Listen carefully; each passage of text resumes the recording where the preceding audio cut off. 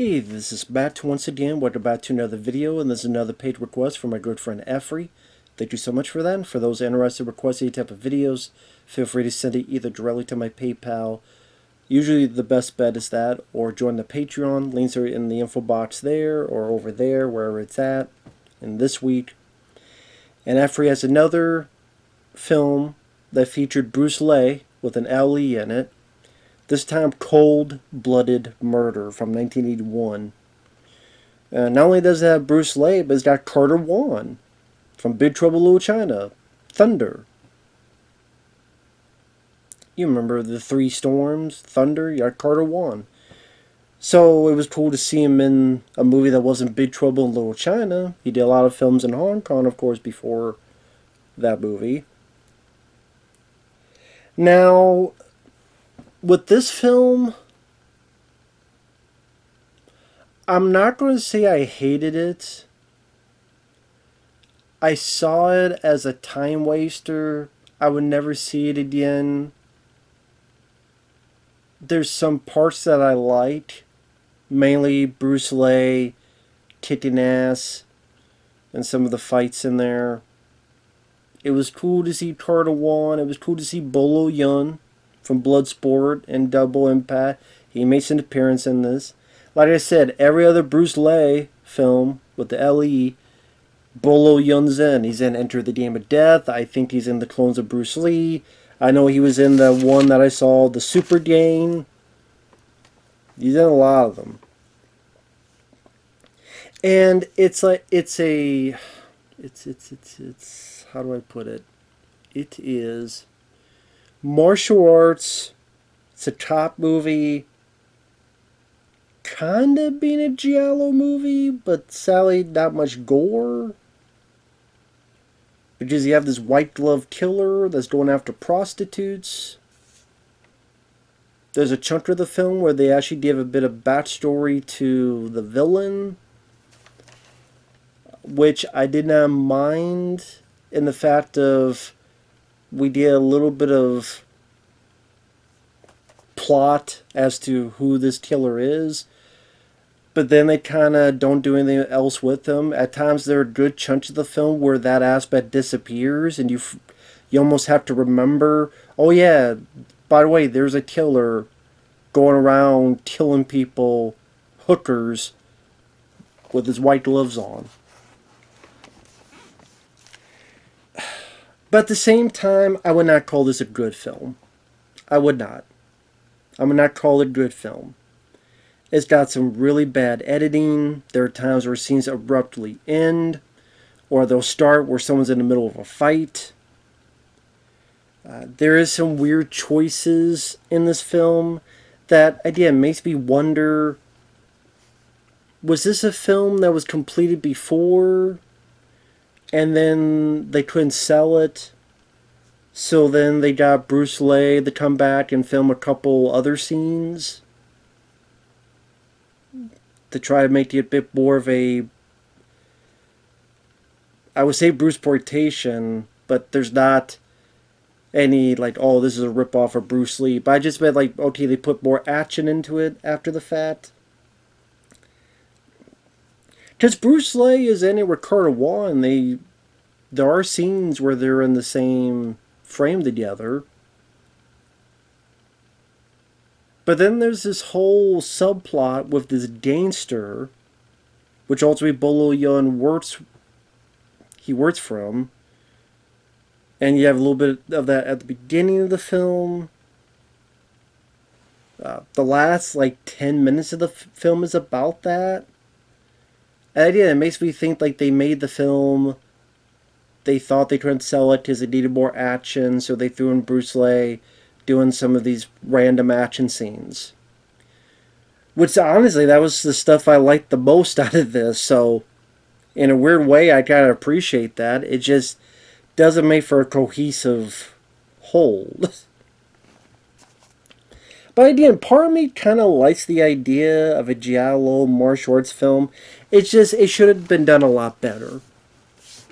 This definitely is not Silent Rage Chuck Norris. There's definitely Bruce Lee, have it be like him going after this killer is like horror, but it's also martial arts, and maybe do like a Dirty Harry film where Bruce Lee and maybe Carter One they actually share dialogue and actually have them be a buddy cop team, and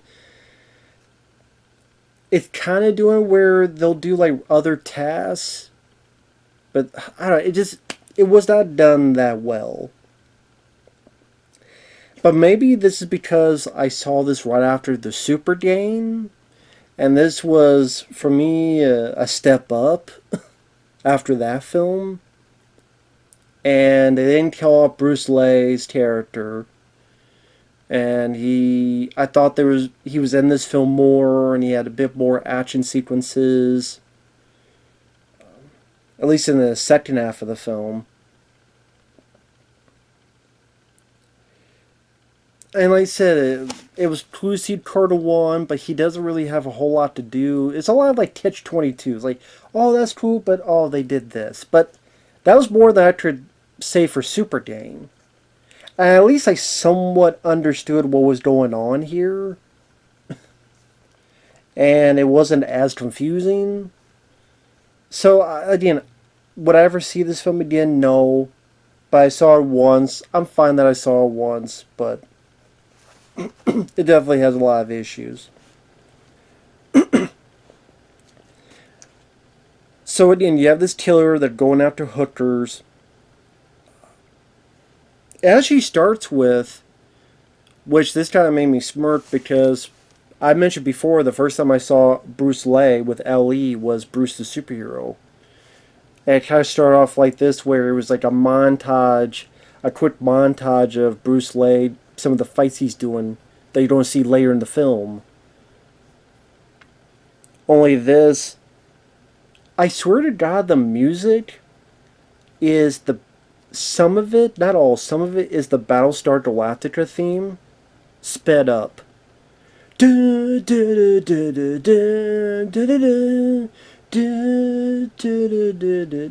Like for a little bit. So that did make me smirk. And then there's Bruce going after these gangsters. And he's taking on like, two guys at once, and he just beat up a bit, but he's kicking ass. He's even chasing the gangster with this rolling pallet. He's pushing it around until he beats the hell out of the guy and arrests the guy. I mean, okay, that was a better opening for me than the Super game. I'll give you that. Granted, there's a lot of more better movies. That's the thing. But there's a lot worse movies I've seen too. And then we have our killer. Again, he wears white gloves. He has heavy breathing. He kills the hookers in different ways. Stab, strangling. I think one point with a pipe. Like stab him with a pipe. Sadly, there's no gore. I think that could have helped. If there's some makeup effects gore to really spice up those scenes and make it more intense.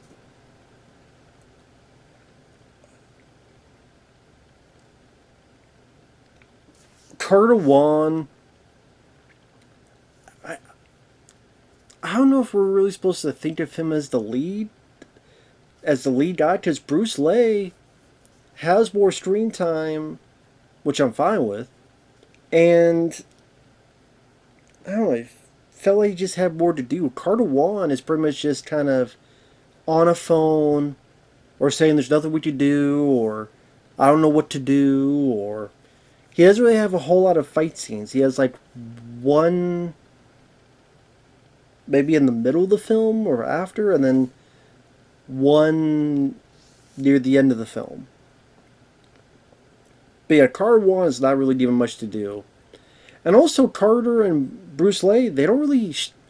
there are scenes they share, as in, well, he's here and he's there, but they don't really get to talk to each other. They don't really have conversations with each other. They don't get to know each other. Like, things you would think in typical filmmaking. Why they didn't do that? Make them a buddy cop film. Those two work together, talk to each other. They don't do any of that. I don't know why. I have no idea why. And it's a lot of technical mistakes. Carter 1 is talking on the phone, and the woman speaking back to him sounds like it sounds like she's right over here. You know, you hear someone on the other end, there's going to be a bit more of a tone change. No. He's talking, and the other person sounds like, yeah, how's it going? How's everything going? Like I said, and that's what I mean, like, some parts I was laughing at unintentionally. When a fight happened, I got a little smirk and fun out of it. The ending didn't make me mad like the Super game. Maybe that's the thing. The ending didn't make me mad. Maybe I'm giving this more benefit of the doubt because I saw the Super game, and that was just absolutely awful to me. And then, like, the movie kind of, I don't know, for a chunk of time, like 10, 15 minutes, felt like 20, where we get to know who the killer is. That he had a wife and a baby son. This is spoilers. Spoilers. A wife and baby son, and the wife is complaining about where's money, we don't have any money. The guy's trying to do the best that he can. There's even a bit where he's in a market and there's a cop, and he decides to help this lady. By helping the lady, he had to pay this fine, so he gets home late. His woman is still complaining about money. She pretty much becomes, I guess you say, a hooker for this gangster. And there's even a point where she comes home with some thugs. And of course our lead guy gets pissed about it. I mean, our soon-to-be killer. And during the fight, a dresser gets pushed. I just fell on the baby in the crib. You don't see any of this, which is fine. I don't need to see that. But you hear the baby crying, and you see the dresser fall like this, and then the people's horrified faces. So he's horrified, and then he tries to kill his wife, but doesn't quite do it. And then he gets hit in the face with a vase. Now, you would think that wife character would come into play later in the film. No. In fact, I don't even know what happened to her. Or the fact he got hit in the face with a vase. Oh, maybe he scarred up. No. That doesn't happen either. But he's killing women and killing hookers because it reminds him of his wife, who not only was cheating on him, but led to the death of his baby son. But then you think, okay, they put a bit of time in developing this character. Maybe throughout the film, like they don't develop him even more, where he kills someone, but then he's like contemplating because he keeps remembering his baby son. Or maybe he's like trying to calm down, but he remembers the death of his baby son. He gets so angry and mad again, and he goes on to kill more. No, like you don't really get any more depth scenes of the killer. Again, there are times where it kind of forgets that it is about that killer who's killed 12 women in 3 weeks.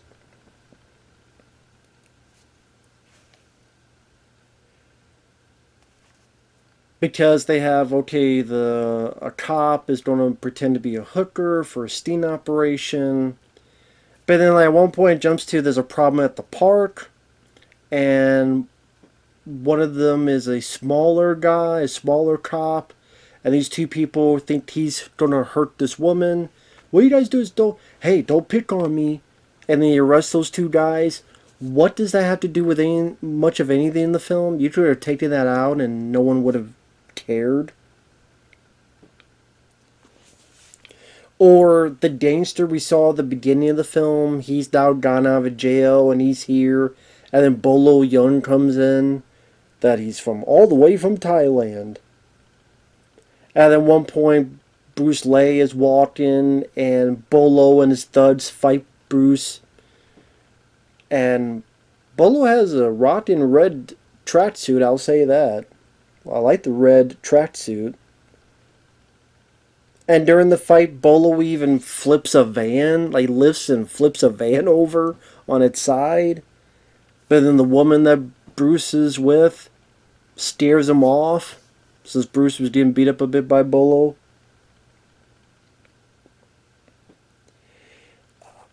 Then it cuts to Bruce and the girl, like they're jogging and they hear danger.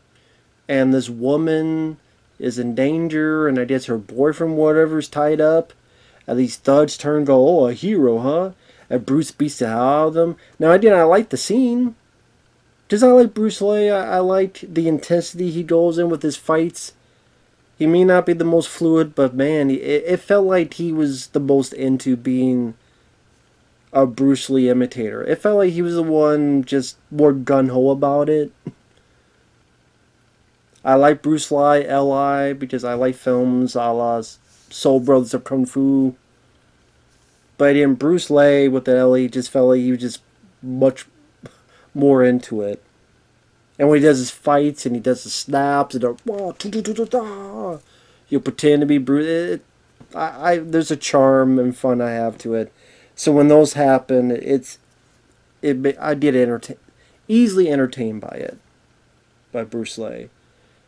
And like I said, it felt like he had more to do here compared to the Super Game, the last film I reviewed of his. But then it's like a chunk of time where it's like, did we forget that there's this killer killing hookers? But on the flip side, I liked the action. I had fun with it for what it was.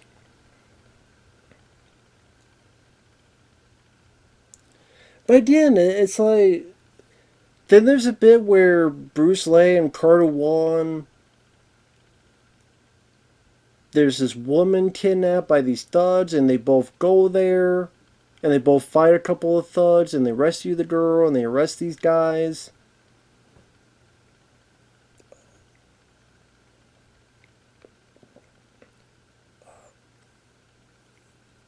Later on, for some reason, there's this bit where this guy is holding this woman, and like they're arguing with each other, and like Bruce Lee and Carter Wall, and they're ready to climb down, and then these two fell off to their deaths, and it almost made me laugh because I just think like if you put a couple like cartoonish sound effects, or like the Price is Right when you get the answer wrong, and like the two maybe look Carter and Bruce like take their foot back from that ledge, my friend, and go back up and move on. Because you guys suck as cops. And again, some of the editing, like there's a bit where the woman undercover sees that this person is the killer, because then she's undercover as a hooker. She gets the warning bell on, the warning light. Some other cops come in, one of them gets wounded. Now Bruce Lee gets on this pipe, he's climbing up to the window, the killer jumps out the window, and then the scene ends. Then what was the point of Bruce Lee getting on this pipe or climbing up the pipe as if it's going to lead to something? What, did Bruce Lee just keep climbing the pipe regardless? Did he not jump down and try to chase the killer? Again, like sometimes I just wish I could find these folks and ask them these questions.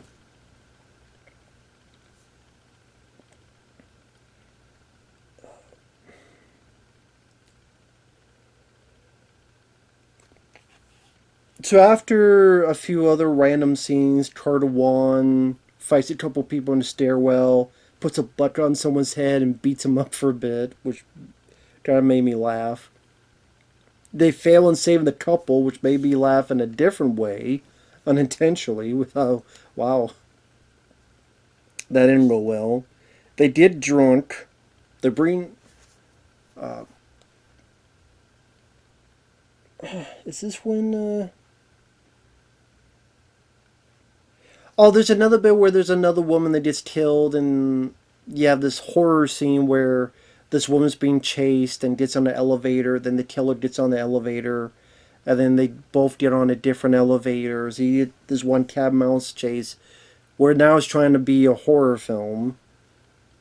Granted, it worked a bit better than it did in the Super Dane, where out of the blue there was this killer with this witch mask that just came out of the blue in the last 15 minutes. But anyway, Carter Juan and Bruce, they chase the killer. I guess the killer was looking for them. And then, boom, we're going to go after him. And they both get a couple hits onto the killer, but they also get their asses kicked quite a bit. Which, I don't know, it's not really what people want to see. At this point, the killer has done all this stuff to the women. You want to see the heroes beat the hell out of and torture and just have a rousing finale where they just make the killer feel what he made these women feel. Retribution, payback time. Again, other than a couple hits, you don't really see that. Instead, the killer's ready to kill Carter Juan. Bruce stabs him with a pipe. Carter kicks the guy, and then the guy goes off the balcony to his death. Now, you would think the movie's over. It's about the cold-blooded murder, and the murderer, who did those cold-blooded murders, is dead. No, there's 8 minutes left of the film because, and that's what I'm thinking, this stuff must have been shot after the fact. Because you could take all that stuff out, and it would not affect the whole Carter Juan. Number one, that's why Carter Juan is not in any of those scenes that I can think of. Because he's not at the beginning. He disappears at the end of the film.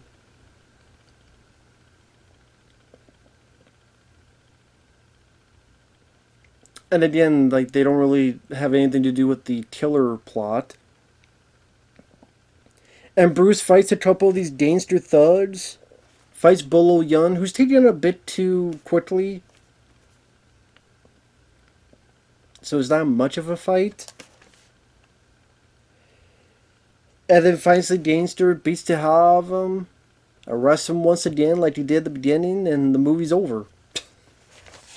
So it's one of those things where it is a bad film. I'm not going to defend the film. I mentioned a lot of the reasons why it's bad. But as I'm watching it, I at times had a bit of trashy fun with it. With some of Bruce Lee's fights. How it's trying to be this mix of martial arts and giallo. Again, I just wish it was done better. A lot better. Maybe that's the thing, like, I figured this wouldn't be that great, so I had low expectations. If I had expectations, I probably would have been even more mad about this. Like, oh man, I think this could have been, like, fun, and this missed opportunity. Carter Juan barely have anything to do. In the first half, he's almost non-existent. And even when he has the handful of fight scenes, you can tell why he wasn't the best leading man, because he's not as quick and fast with his movements. Worked well for Thunder and Big Trouble in Little China, but John Carpenter used them the right way, I guess.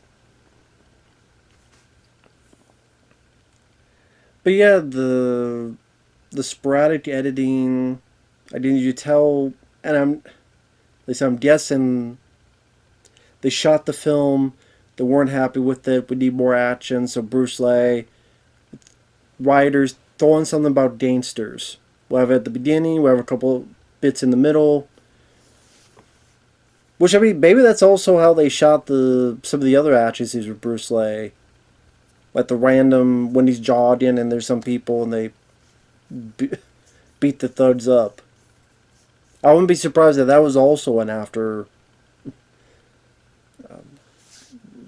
additional photography, as they call it.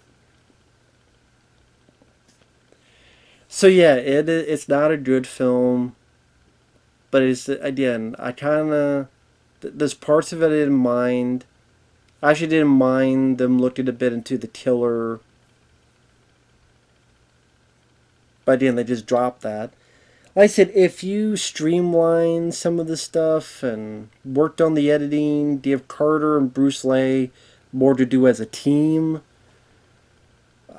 have the Dane stuff end first, then have the ending with the cold-blooded murderer in this film called Cold-Blooded Murder.